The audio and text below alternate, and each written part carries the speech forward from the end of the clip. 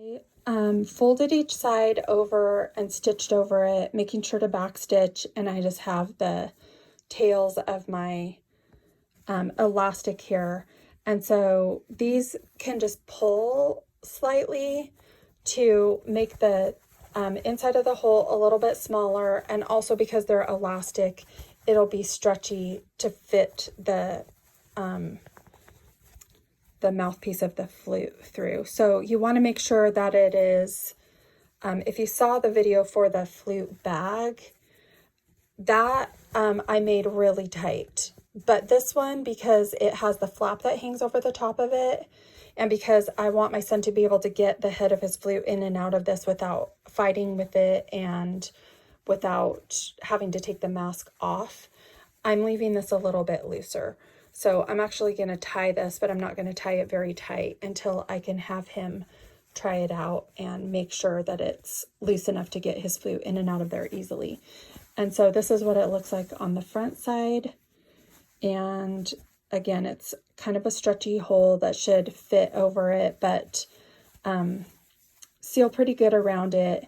And then this flap will cover that up when his flute isn't. I mean, even when his flute is in there, this is going to hang down over the top of it. But my concern was that this is a giant hole in his mask when he doesn't have his flute in there. And so I wanted something, again, to keep his breath inside the mask when his flute isn't in there. So a couple things. I can see that I didn't get this one very well. I just got the very tip of it. So I might sew that one down just a little bit further. But there are raw edges of the fabric on the corners on this. I don't worry too much about those because I'm mostly worried about how this functions and not how it looks. And also this is going to cover that up. If you're concerned about these little edges fraying over time, you could there's a product called Fray Check, which is like a liquid glue that you can dab on there that will keep it from fraying over time. I mean, as he uses this, if I get concerned about it, then I may put a little bit of Fray Check on those corners, but for now, I'm not too concerned about that. I've just tied a loose knot here, and once he gets it how he wants it, then I'll tighten this knot up and I'll just clip these little tails of the elastic. So that is how that works. So the next step is the pleats on the side of the mask. And so just like we did on the front, we are going to, I usually like to start at the top of the mask and make the pleats so that they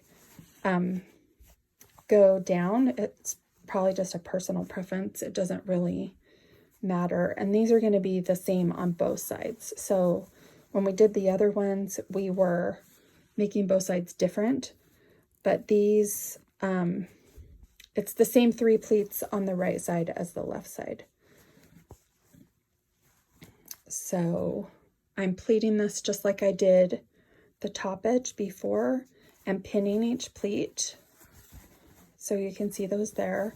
And I'll do the same thing on this side. And again, this is the top edge. So I'm going to make this go down so that the pleat on the front goes down. Just so it doesn't really matter which way the pleats face, but it is probably going to look better if they at least are the same on both sides. So maybe just pay attention to how you did them on each side. And by that, I mean, this could go like this so that the pleat goes up, but I'm making this so that the extra fabric on the front of the mask goes toward the bottom of the mask. Okay, so those are all ready to go. Just going to clip some thread tails there. And so now what I'm going to do is I'm going to take these 2 little pieces that are the, just the little, what is it? Like a little bias tape that covers up the raw edges here. And I'm going to fold these. I'm just going to fold these together so the 2.5 inch end is matching here.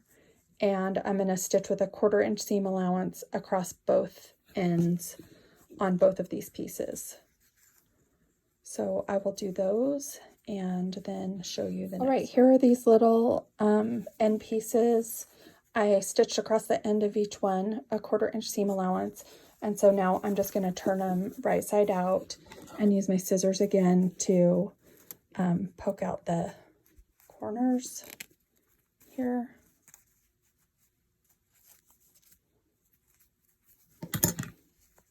On each one.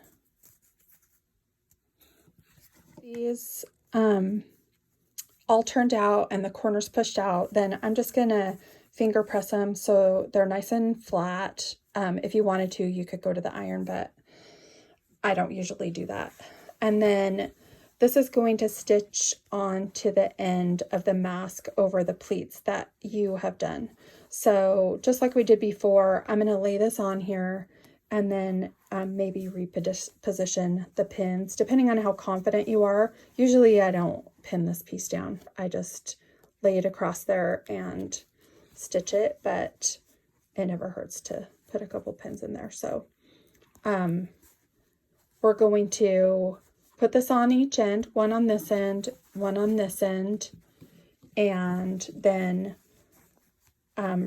stitch across here with a 1/4 inch seam allowance, making sure to back stitch at both ends. So I will go do that and be back. All right, I stitched across here and I took the pins out. This one still has the pins in it, so I'm going to take these out. Stitched across that end. I usually take some time here now to trim off all of these rogue threads because they will, they're a lot harder to trim off after the next step. We're almost done with our mask. So just trim this so it's nice and clean. Get rid of all the... Okay, the very last step, I'm pretty sure this is the last step, is the ear elastics.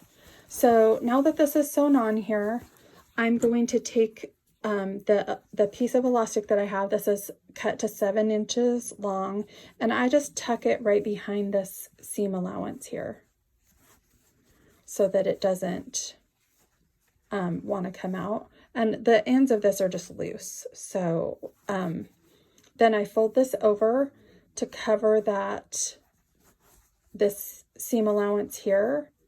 And then I usually stitch from the front side, and I stitch right here in the ditch along this seam.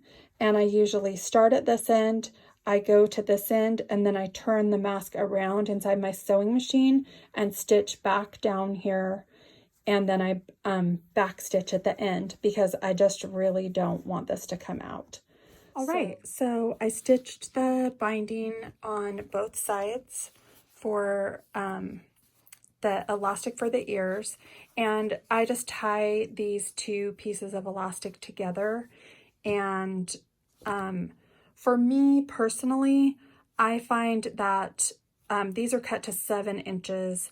I tie them as close to the ends as I can because otherwise it hurts the back of my ears.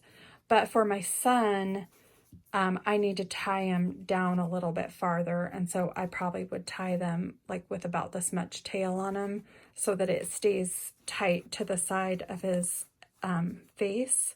So like I said, since this is for my son, I'm going to tie this. I just tie a square knot. The first masks I made with this elastic, I was double tying it, but you just really don't need to because the knots stay super tight. The other thing I found is that I actually can untie these knots and make it looser or tighter if I need to. So this is about how I tie it for my son. And then you could trim these off. I don't, because if I ever wanted to make these looser, I can just untie this knot and tie it looser. So I just leave the tails on it for this. And then you just pull the knot so that it's inside of here, and then this will fit on his ear, and the same with this side. So just a square knot, and I just pull it snug and then just pull it inside of this casing. And so once he tries this out and we make sure that this is good, then I will trim off these so that they're not, you know, tickling his face inside of his mask. And you could pull those inside of this casing as well. But I'll trim these off so that this doesn't look so messy on the inside. But this is the finished mask. And it's nice and full on the side to leave room for the end of the flute. And then again, it has the hole for the flute and the flap that covers up the hole when the, it's mostly for when the flute isn't in that hole and the mask isn't sealed up. So I hope this works well. He has not been back to school yet in person. And so I'm just trying to make this in preparation for him to potentially go back to in-person band. So if there are any updates, I'll be sure and post those after he uses it for a while. If you have any questions, feel free to post them in the comments below, and I will try to check back occasionally and answer any questions people have. I'll also post in the comments the source. I just got this elastic, and the nose wires came in a kit that I got off of Amazon. And I've made about 100 masks with this pattern.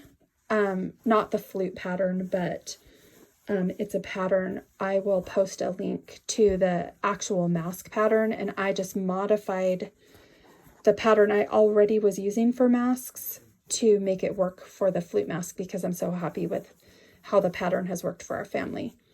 So I hope this is helpful. Let me know if you have any questions, and good luck and stay safe.